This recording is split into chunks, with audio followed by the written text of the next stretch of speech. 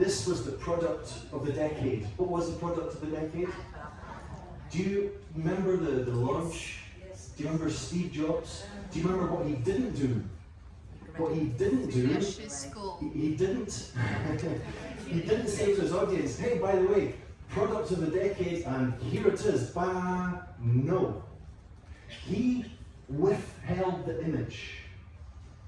For 10 minutes, his audience got this, which in my mind is an absolutely genius image. The Apple logo is like a solar eclipse, isn't it? It's like the earth in the way of the sun. The brightness of the sun is trying to get out, but we don't know what it is. We know that behind it is the product of the decade, and everyone was curious. Everyone wanted to know what it was.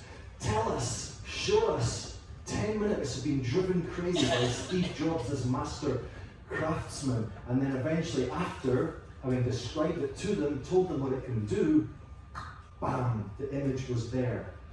And this is something that teachers, we can all learn from. Withhold the image. Moments of maximized curiosity. We talk about engagement a lot, but engagement is a little bit kind of ambiguous as a term. Curiosity, on the other hand, is not. We know exactly what we're talking about when we talk about curiosity. I've just gone through my own mobile phone. I've got a few stories from the last 3 weeks. The first one was one I took about 2 hours ago. Who else was in the lunch part? Well, who had lunch in the dining room with the sandwiches? And on my way out, I noticed something very funny. The microwave oven, the door was open, and it looked like whatever had been in the microwave oven had escaped. And it was just sitting there, bold as glass. What was it? Can you guess? A pigeon. This is a pigeon. Get back in there, pigeon. Okay. Image number 2, I was visiting my sister last week. My sister lives in Barcelona as well. I live in Barcelona, so does my sister. My parents have no idea why. And she's got a fruit bowl in her kitchen, a fruit bowl. What do you expect seeing a fruit bowl? Exactly.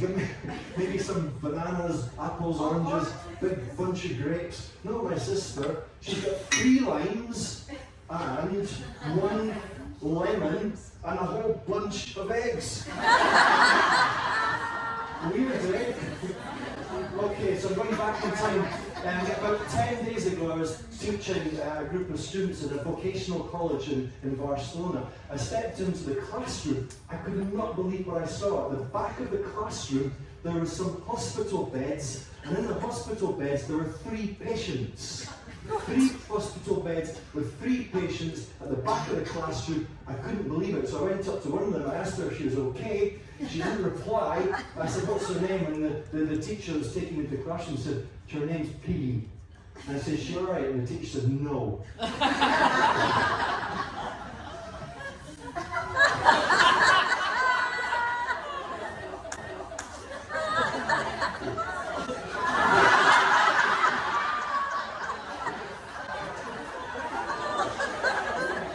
This is a vocational college in Barcelona. Those were nurses. I was teaching nurses, you see. Okay, I was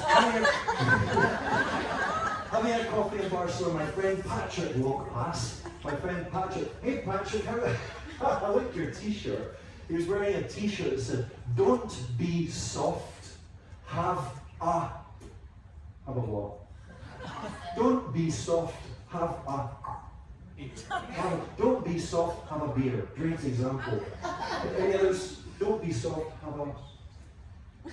This is great for collocations, things you can have. Have a smoke, have a poo.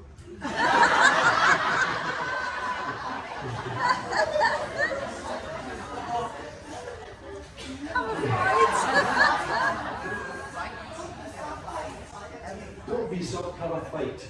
The funny thing about this is Patrick is the softest man I know. And about 3 weeks ago I was visiting a friend of mine. He lives in a little town called Las Planas, which is about 20 minutes away from Barcelona, and we had a lovely evening. He cooked for me, very nice, but it was late and it was time for me to go home. On my way back to the station, I encountered a little WB So I took a photograph, a little WB, what's that? And look at this text. This is a perfect text for a dictogloss. If I tell my students this text, I can read it, tell it 3 times. I was walking to the train station, I'd been visiting a friend in Lisbon. We'd had dinner together, but it was getting late, and now it was time for me to go home. On my way to the station, I stopped to take a picture of a little WB. And your students have got to construct that, to reconstruct that. There's some nice aspects, isn't there? There's past continuous, there's past perfect, there's past simple. This is not difficult. All we're doing here is using the setup. The setup is quite dull, but payoff is the image. What is a WB? That's good. I'm going to tell you. A little WB is a wild boar. Yes. That's because I think I don't know what he actually wasn't interested at all. He was not interested. I had to shout, "Hey, I'm taking your photograph, look at me." No respect from baby pigs these days, do you? One more picture. In this picture, there are 4 people with their arms raised. Let me see you with your arms raised. That's both arms raised. Okay, higher. That's it, that's it. So can you explain what's going on in this picture? 4 people with their arms raised. Give me 3 ideas. Number 1.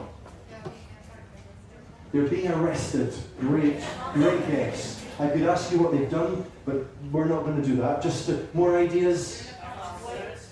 So, in a pop concert, holding their mobile phones, yes. One in each hand. Blocking view of the people behind them that don't want to have to look at mobile. Great, quite. Any more? They're gymnastics. A roller coaster. Ah! They're picking cherries. They're picking cherries. Or stealing cherries. Stealing. Calling someone's attention. Over here, over here. Did anyone come to APPI in 2013? My very first APPI, 2013. This was a photograph I took especially for the talk, and the photograph that I took was this one. This was back in the days, of course, when you could come to a conference, and I was so young and so enthusiastic. I'd go and do things like this. Unfortunately, being older now, I just don't have the time. Don't have the... Yeah, it's just a shame, isn't it?